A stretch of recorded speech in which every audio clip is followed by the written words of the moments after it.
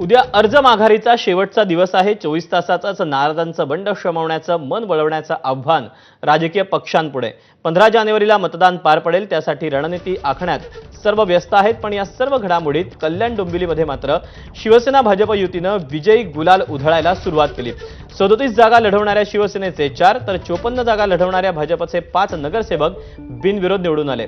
या बिनविरोध निवडींमुळे केडीएमसीत भाजप शिवसेनेनं सुरुवातीलाच आघाडी घेतली।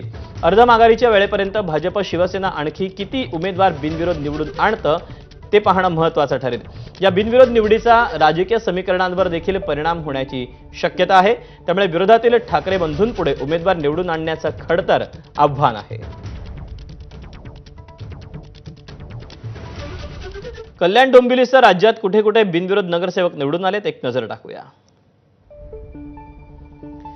रेखा चौधरी भाजप कल्याण डोंबिवली प्रभाग क्रमांक 18, आसावरी नवरे भाजप कल्याण डोंबिवली प्रभाग क्रमांक 26 क, रंजना पेंडकर भाजप कल्याण डोंबिवली प्रभाग क्रमांक 26 ब।